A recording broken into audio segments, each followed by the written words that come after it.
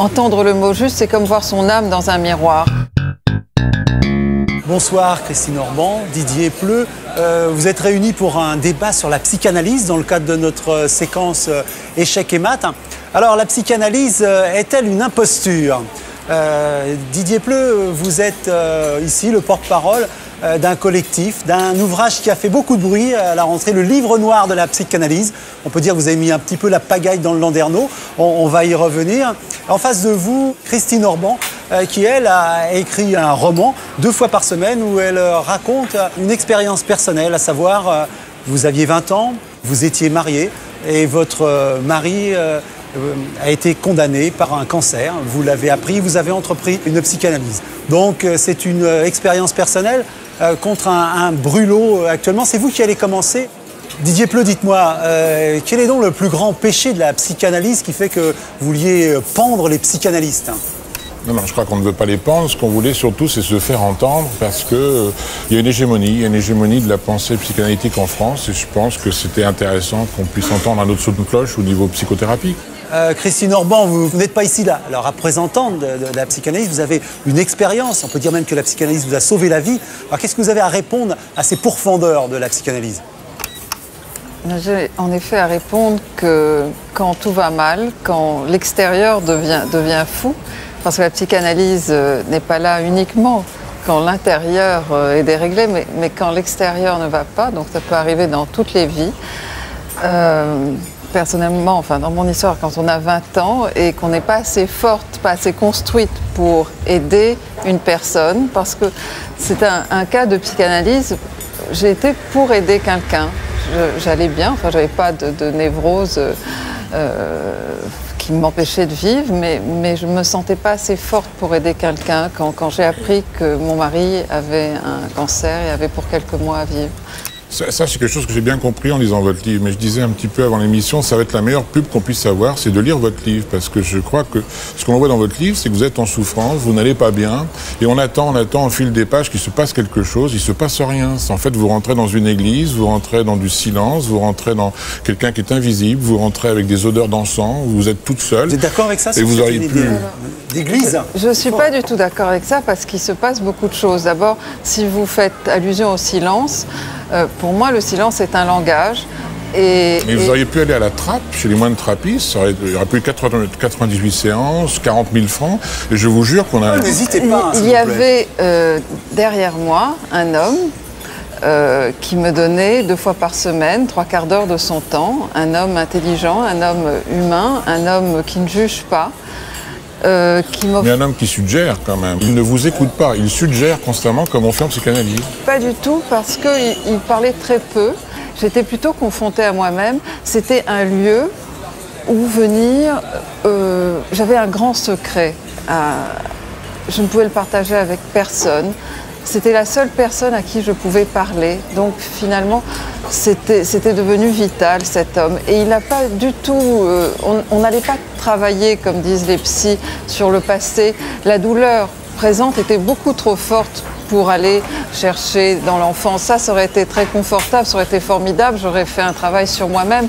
Je n'ai pas pu. Quand vous avez une douleur très très forte, elle est Je n'ai jamais vu qu'il ne vous aidait pas. Vous avez même besoin de médicaments à la fin. Il prescrit les médicaments tant vous êtes dépressif. Il ne vous aide pas. Il vous écoute totalement. Il est empathique. C'est ce qu'on aime bien dans la psychanalyse. Il y a quelqu'un qui vous écoute, quelqu'un qui vous valorise, quelqu'un qui est là, quelqu'un qui est neutre. Et ça, c'est ce qu'on appelle l'alliance thérapeutique. Nous l'avons aussi. Mais il ne traite rien du tout. On ne peut pas aider quelqu'un qui est en train de perdre la personne qu'il aime le plus au monde. C'est impossible. Les mots, et pourtant Dieu sait que j'aime les mots, sont assez inefficaces. On peut, par contre, c'est comme une bombe à retardement. On prend peut-être de la force pour survivre plus tard. Et puis, c'est 2 fois par semaine, ces rendez-vous étaient comme un rythme. Quand tout s'effondrait au fond de moi, c'était comme 2 petites lumières au fond d'un tunnel. Vous aviez besoin de parler, et en fait, il n'y a pas tellement de paroles, vous étiez en pleine souffrance. Moi, dans votre livre, c'est ce que j'ai aussi aimé, parce que tellement c'est fort, vous étiez en souffrance, puis il ne se passe jamais rien. Et comment vous faisiez quand vous rentriez chez vous avec votre mari, qui était lui-même dans une souffrance terrible? Comment vous avez pu survivre à tout ça? Vous avez raison. D'ailleurs, je me révoltais parfois parce qu'il ne me parlait pas et j'étais confrontée à moi-même. Ça a été extrêmement difficile. Et vous étiez lucide. Quand Oui. vous dites à un moment donné, mais il ne faut pas être malade pour être guéri par, comme dirait Christophe André, la psychanalyse ne soigne que les bien portants. Je suis d'accord avec vous. Ça a été très difficile et cette cure a porté ses fruits longtemps après. Mais sur le moment, j'aurais aimé qu'il me parle, qu'il m'aide. Qu'est-ce que vous auriez fait sans médication à la fin de cette analyse-là? Je ne sais pas si c'est vraiment les médicaments qui m'ont aidé, mais tout de même, être en face d'un homme humain, intelligent, qui ne juge pas, ça a été une grande aide. Mais ça, c'est le b.a.-ba de tous les thérapeutes. C'est empathique, bienveillance, neutralité, accepter totalement la personne qui est devant nous. C'est pas que la psychanalyse, mais il y a aussi à un moment donné, il faut soigner. Oui. Il faut aller beaucoup plus loin. Oui. Quand vous avez commencé votre psychanalyse, vous ne savez rien de la psychanalyse Non. en fait. En fait, vous n'êtes pas, d'ailleurs comme on l'a dit ici, quelqu'un qui vient défendre la psychanalyse. Vous doutez et vous le dites. Et pourquoi vous êtes allé vers la psychanalyse plutôt que vers un autre mode de traitement de votre douleur? C'est vrai qu'au début, je ne savais pas ce que c'était la psychanalyse. Moi, je venais d'un pays et d'un milieu où on disait aux déprimés « secoue-toi ». Vous venez du Maroc? Oui, du Maroc, absolument. J'ai été élevée au Maroc.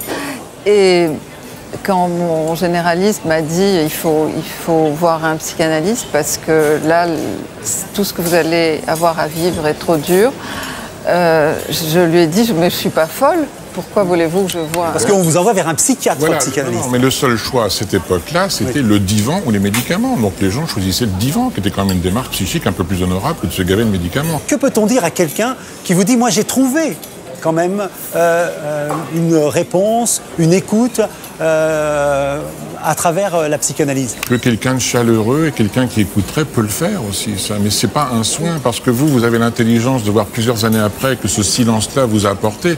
Mais moi, je pense à tous les enfants, les adolescents qui sont dans les mains de gens comme ça en ce moment. C'est ça notre révolte. Ces gens-là n'ont pas le savoir, n'ont pas l'abstraction pour pouvoir se dire à un moment donné qu'est-ce qu'on est en train de faire avec les dessins, avec la symbolique. La psychanalyse, c'est du vent, c'est une belle aventure existentielle, mais ça ne soigne pas. Et le problème, c'est qu'il y a des gens qui vont très mal. Je trouve pas du tout que les mots soient du vent. Moi, les mots m'ont sauvé, m'ont aidé. Et finalement, dans cet écrin de silence, les quelques phrases qu'il a prononcées, je les ai jamais oubliées. Et elles m'ont vraiment aidé à grandir. Oui, en 96 séances, quand on dit 2-3 trucs du style « qui vous a aimé quand vous étiez malheureux », c'est des choses qui marquent, mais c'est de la manipulation, ça, c'est pas de l'aide, ça. Ils savent où ils vont exactement en vous laissant 2-3 mots à manger, comme ça. Je trouve pas, parce que je trouve que la compréhension, c'est le plus beau cadeau qu'un être humain puisse faire à un autre. Le comprendre et le comprendre profondément.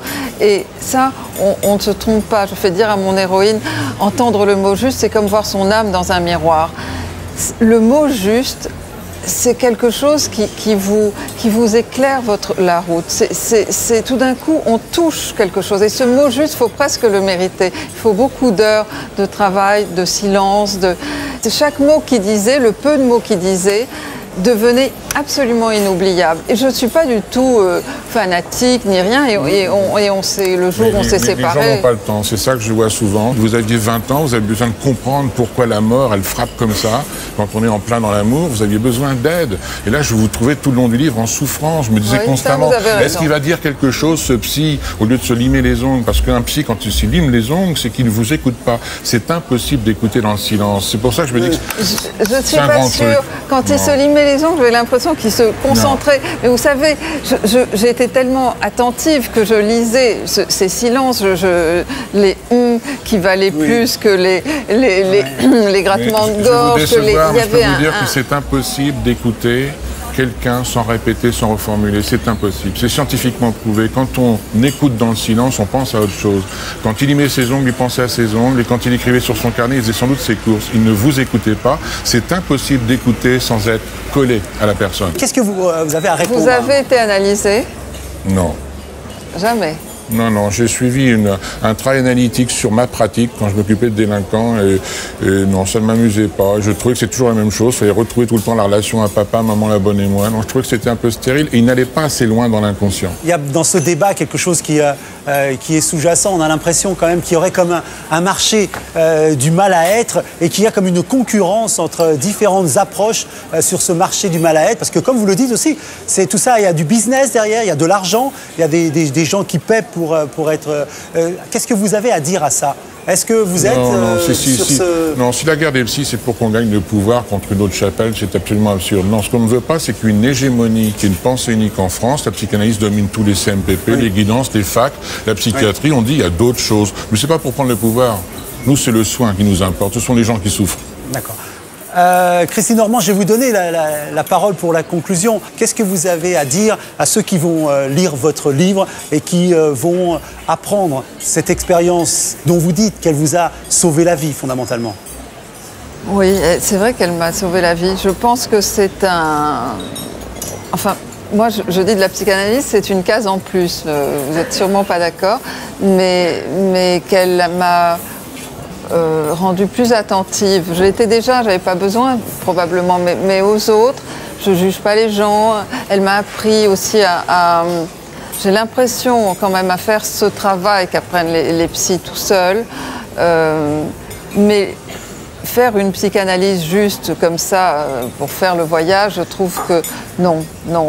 Moi j'avais un vrai malheur, une vraie raison d'aller chercher de l'aide, mais sans une vraie raison. Alors c'est peut-être du luxe et peut-être ça marche beaucoup mieux sans raison, mais moi c'était malheureusement avec une vraie douleur. On va rester sur cette conclusion, sur cette parole de douleur. Je vous remercie pour ce débat. Je pense que chacun ira vers l'un ou vers l'autre, peut-être vers les deux. Merci.